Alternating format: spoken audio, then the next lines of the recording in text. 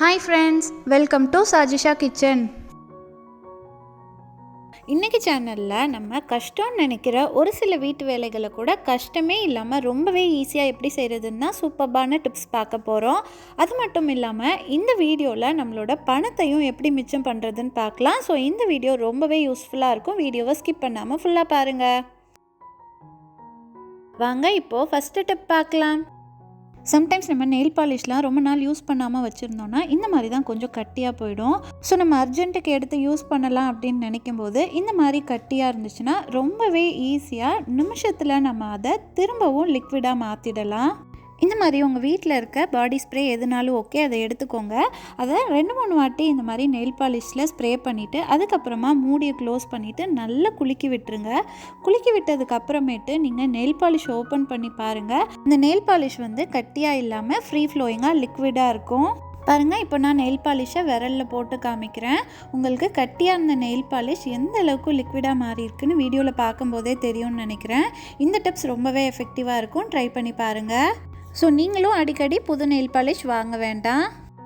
இப்போது second tip பார்க்கலாம். Sometimes நம்ம வேறு கலர் நெயில் பாலிஷ் போடலாம். அப்படிங்கும்போது ஆல்ரெடி போட்ட நெயில் பாலிஷை எப்படி ரொம்ப ஈஸியாக ரிமூவ் பண்ணுறதுன்னு பார்க்கலாம். இந்த மாதிரி நீங்கள் யூஸ் பண்ணுற பாடி ஸ்ப்ரேயை அந்த நெயில் பாலிஷ் மேலே ஸ்ப்ரே பண்ணி விட்டுக்கோங்க. அதுக்கப்புறமா ஒரு டிஷ்யூ வச்சு இந்த மாதிரி ரப் பண்ணிங்கன்னாவே போதும். அந்த நெயில் பாலிஷ் வந்து ரொம்ப ஈஸியாகவே ரிமூவ் ஆகிடும். உங்களுக்கு வீடியோவில் பார்க்கும்போதே தெரியும்னு நினைக்கிறேன் எவ்வளோ ஈஸியாக வந்து நம்மளோட நெயில் பாலிஷ் இப்போது ரிமூவ் ஆயிடுச்சுன்னு. சம்டைம்ஸ் நெயில் பாலிஷ் ரிமூவர் இல்லைன்னா நீங்கள் இந்த மாதிரி அர்ஜென்ட்டுக்கு யூஸ் பண்ணிக்கலாம். இந்த டிப்ஸ் ரொம்பவே எஃபெக்டிவாக இருக்கும். அதுவும் காலேஜ் போகிற கேர்ள்ஸ்லாம் அடிக்கடி நெயில் பாலிஷ் மாற்றிக்கிட்டே இருப்பாங்க. அவங்களுக்குலாம் இந்த டிப்ஸ் ரொம்பவே யூஸ்ஃபுல்லாக இருக்கும், ட்ரை பண்ணி பாருங்கள். இப்போது அடுத்த டிப் பார்க்கலாம். இப்போ நம்ம ஒரு நிமிஷத்தில் 1 கிலோ வெண்டைக்காய்னாலும் எப்படி பொடி பொடியாக ரொம்ப ஈஸியாக கட் பண்ணுறதுன்னு பார்க்கலாம். ஃபஸ்ட்டு வெண்டைக்காயை நல்லா வாஷ் பண்ணி எடுத்துக்கோங்க. அதுக்கப்புறமா இந்த மாதிரி 8லேருந்து 10 வெண்டைக்காயை இந்த மாதிரி நேராக அடுக்கி வச்சுக்கோங்க. அதுக்கப்புறமா ஹெட் போர்ஷனையும் காம்பு பகுதியையும் இந்த மாதிரி நம்ம கட் பண்ணி தூர போட்டுடலாம். அதுக்கப்புறமா உங்களுக்கு வெண்டைக்காய் எந்த சைஸில் வேணுமோ அந்த சைஸுக்கு வந்து நீங்கள் பொடி பொடியாக ரொம்ப ஈஸியாகவே கட் பண்ணிக்கலாம். ஜஸ்ட்டு மேலேருந்து கீழே வரைக்கும் இந்த மாதிரி கத்தியை கீறிக்கிட்டே வந்தீங்கன்னா போதும். ரொம்ப ஈஸியாகவே அவ்வளோ வெண்டைக்காயும் கட் ஆகிடும். எப்போவுமே நீங்கள் காய்கறி கட் பண்ணும்போது கட்டிங் போர்ட் கடியில் இந்த மாதிரி ஒரு பேப்பரை விரித்து வச்சுக்கோங்க. நீங்கள் கட் பண்ணுற காய்கறியோட தோல், குப்பை இதெல்லாம் போடுறதுக்கு அந்த பேப்பரை யூஸ் பண்ணிக்கோங்க. இந்த மாதிரி நம்ம செய்கிறதுனால நம்ம காய்கறி கட் பண்ணி முடித்ததுக்கப்புறமா தனியாக அந்த இடத்த க்ளீன் பண்ணுற வேலை இருக்காது. ஜஸ்ட் இந்த மாதிரி பேப்பரை மட்டும் கசக்கி குப்பையில் போட்டால் போதும். இந்த டிப்ஸ் உங்களுக்கு ரொம்பவே டைம் சேவிங்காக இருக்கும். நீங்களும் இந்த மாதிரி ட்ரை பண்ணி பாருங்கள். இப்போது அடுத்த டிப் பார்க்கலாம். இப்போ நம்ம வாயில் வச்சதும் கரையிற மாதிரி ரொம்பவே டேஸ்டி அண்ட் ஹெல்த்தியான ஒரு ஸ்வீட் ரெசிபி தான் பார்க்க போகிறோம். பசங்களுக்கு இந்த மாதிரி நம்ம ஹெல்த்தியாக செஞ்சு கொடுத்தோன்னா அவங்களும் விரும்பி சாப்பிடுவாங்க. ஒரு கிண்ணத்தில் 1/2 கப் பாசிப்பயிறு எடுத்துக்கலாம். அதை 2-3 வாட்டி தண்ணியில் நல்லா வாஷ் பண்ணி எடுத்துக்கோங்க. வாஷ் பண்ணினதுக்கப்புறமா இந்த மாதிரி ஒரு காட்டன் துணியில் அதை போட்டு ஈரத்தெல்லாம் நல்லா தொடச்சி எடுத்துருங்க. ஈரம் இல்லாமல் தொடச்சதுக்கப்புறமா இதை நம்ம ஒரு பேனில் போட்டு அடுப்பை மீடியம் ஃப்ளேமில் வச்சுட்டு கரெக்டாக 3 மினிட்ஸ் மட்டும் ரோஸ்ட் பண்ணி எடுத்துக்கலாம். ரோஸ்ட் பண்ணினதுக்கப்புறம் பயிரோட கலர் பார்த்திங்கன்னா லைட்டாக சேஞ்ச் ஆகிருக்கும். ரொம்ப தீய விட்டுறக்கூடாது, லைட்டாக மட்டும் ரோஸ்ட் பண்ணினா போதும். ரோஸ்ட் பண்ண கிளிப்பிங் வந்து மிஸ் ஆயிடுச்சு. அதுக்கப்புறமா அந்த பயிரை நம்ம மிக்ஸி ஜாரில் ஆட் பண்ணிக்கலாம். அது கூடவே நம்ம 25 முந்திரி பருப்பும் ஆட் பண்ணிக்கலாம். நம்ம முந்திரி பருப்பு ஆட் பண்ணும்போது டேஸ்ட் வந்து ரொம்பவே நல்லாயிருக்கும்.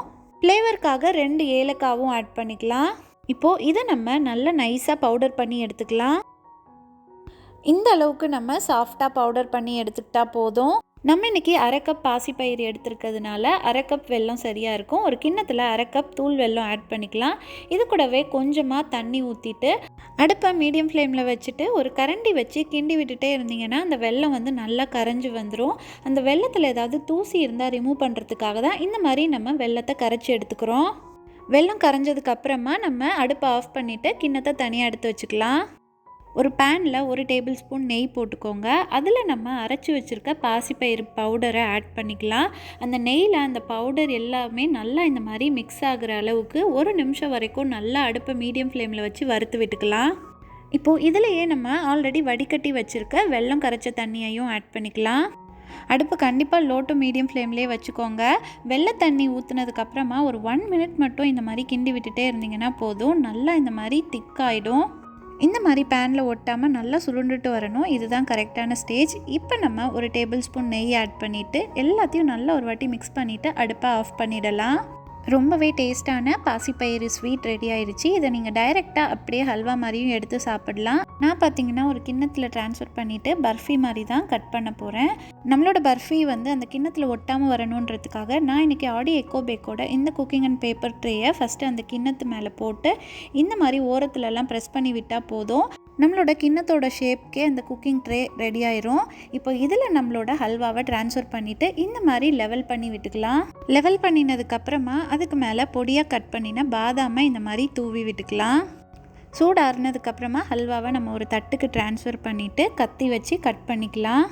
ரொம்பவே ஹெல்த்தியான பாசிப்பயிர் வச்சு நம்ம பர்ஃபி ரெடி பண்ணிட்டோம். நீங்களும் இதை ட்ரை பண்ணி பாருங்கள். ரொம்பவே டேஸ்டியாக இருக்கும். இந்த ப்ராடக்டோட லிங்க் டிஸ்கிரிப்ஷனில் இருக்குது, செக் பண்ணி பாருங்கள். இப்போது 5th டிப் பார்க்கலாம்.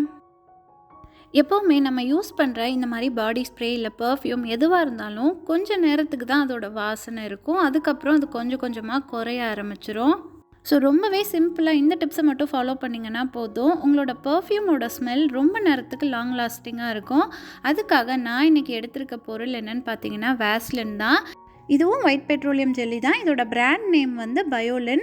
இதில் வந்து கொஞ்சமாக நான் இப்போது எடுத்துக்க போகிறேன். இதை நம்மளோட ஸ்கின்னில் அப்ளை பண்ணிவிட்டு அதுக்கு மேலே நம்மளோட பர்ஃப்யூமை ஸ்ப்ரே பண்ணோன்னா நம்மளோட பர்ஃப்யூமோட ஸ்மெல் வந்து ரொம்ப நேரத்துக்கு லாங் லாஸ்டிங்காக இருக்கும். இந்த டிப் ரொம்பவே எஃபெக்டிவாக இருக்கும். நீங்களும் ட்ரை பண்ணி பாருங்கள். இப்போது அடுத்த டிப் பார்க்கலாம். இப்போ நம்ம கிலோ கணக்கில் காய்கறி இருந்தாலும் கத்தியே யூஸ் பண்ணாமல் ரொம்பவே ஈஸியாக இந்த மாதிரி மெல்லிஸாக எப்படி கட் பண்ணுறதுன்னு தான் சூப்பர்பான டிப்ஸ் பார்க்க போகிறோம். இந்த டிப்ஸை நீங்கள் ட்ரை பண்ணி பாருங்கள். உங்களோட டைமும் சேவ் ஆகும். வெங்காயத்தை ஃபஸ்ட்டு இந்த மாதிரி தோல் உரித்து எடுத்துக்கோங்க. இப்போ இந்த வெங்காயத்தை நிமிஷத்தில் எப்படி நல்ல மெல்லிஸாக அதுவும் ஃபோக்கு வச்சு கட் பண்ணுறதுன்னு பார்க்கலாம். ஃபோக்கை அந்த வெங்காயத்தோட ஹெட் போர்ஷனில் இந்த மாதிரி கொஞ்சம் டைட்டாக இன்சர்ட் பண்ணிக்கோங்க. நம்ம எல்லார் வீட்லேயுமே காய்கறி பீல் பண்ணுறதுக்காக பீலர் இருக்கும். இப்போ இதை வச்சு தான் நம்ம வெங்காயத்தை மெல்லிஸாக ஸ்லைஸ் பண்ண போகிறோம். பாருங்கள், ஃபஸ்ட்டு நான் பாட்டமில் இருந்து தான் ஸ்டார்ட் பண்ணியிருக்கேன். கொஞ்சம் நேரம் நீங்கள் பாட்டமில் இந்த மாதிரி பீல் பண்ணதுக்கப்புறமா அந்த வெங்காயத்தை சுற்றி இந்த மாதிரி நீங்கள் ரொம்ப ஈஸியாக பீல் பண்ணிகிட்டே வந்துடலாம். பாருங்கள், உங்களுக்கு வீடியோவில் பார்க்கும்போதே தெரியும்னு நினைக்கிறேன். நமக்கு ரொம்ப மெல்லிஸாக வெங்காயம் வந்து பீல் ஆகிட்டே வருது. நம்ம வெங்காயத்தை டைரெக்டாக கையில் பிடிச்சி பீல் பண்ணும்போது நமக்கு அந்த அளவுக்கு சப்போர்ட் கிடைக்காது, நமக்கு ஒழுங்காக பீல் பண்ண வராது. ஸோ அதனால தான் நம்ம இந்த மாதிரி ஒரு ஃபோக்கில் இன்சர்ட் பண்ணிவிட்டு அதுக்கப்புறமா பீல் பண்ணுறோம். பாருங்கள், நம்ம வெங்காயத்தை சுற்றி எல்லா இடத்துலையும் ரொம்ப ஈஸியாகவே பீல் பண்ணிட்டோம். இப்போது அந்த சென்டரில் இருக்க அந்த வெங்காயத்தோட ஹெட் போர்ஷனை மட்டும் நம்ம தூர போட்டுடலாம். நம்ம நார்மலாக வெங்காயத்தை கத்தி வச்சு இவ்வளோ மெல்லிஸாக கட் பண்ணணுன்னா நமக்கு ரொம்பவே டைம் ஆகும். பட் நம்ம இன்றைக்கி நிமிஷத்தில் ரொம்ப மெல்லிஸாக அதுவும் கத்தியே யூஸ் பண்ணாமல் வெங்காயத்தை ஈஸியாக கட் பண்ணிட்டோம். வெங்காயம் மட்டும் இல்லை, இதே மெத்தடில் நம்ம கேரட், முள்ளங்கின்னு எல்லாத்தையும் நம்ம மெல்லிஸாக கட் பண்ணிடலாம். கேரட்டை ஃபஸ்ட்டு தோல் சீவிட்டு பாருங்கள், நான் பீலர் வச்சு உங்களுக்கு ஸ்லைஸ் பண்ணி காமிக்கிறேன். எவ்வளோ மெல்லிஸாக நம்மளோட கேரட் வந்து ஸ்லைஸ் ஆகிட்டுருக்குன்னு உங்களுக்கு வீடியோவில் பார்க்கும்போதே தெரியும்னு நினைக்கிறேன்.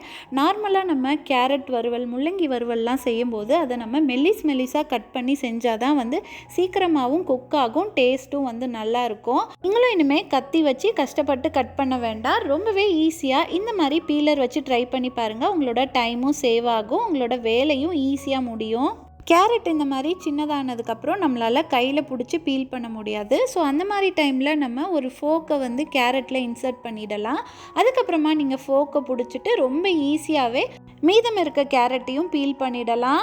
உங்களுக்கு வீடியோவில் பார்க்கும்போதே தெரியும்னு நினைக்கிறேன், நம்மளோட கேரட் ஸ்லைஸ் வந்து எவ்வளோ மெல்லிஸாக இருக்குன்னு. இந்த மாதிரி நம்மளால் கத்தியில் கூட கட் பண்ண முடியாது. வெங்காய பச்சடிக்கு, பிரியாணிக்கெலாம் வெங்காயத்தை நல்லா மெல்லிஸாக கட் பண்ணினா தான் நமக்கு நல்லாயிருக்கும். ஸோ அந்த மாதிரி டைமில் நீங்கள் நார்மலாக கத்தி வச்சு கட் பண்ணுறதுக்கு பதிலாக இந்த மாதிரி பீலர் வச்சு ட்ரை பண்ணி பாருங்கள். நான் இன்றைக்கி சொன்ன டிப்ஸில் ஏதாவது ஒன்றாவது உங்களுக்கு ரொம்பவே யூஸ்ஃபுல்லாக இருந்திருக்கும்னு நினைக்கிறேன்.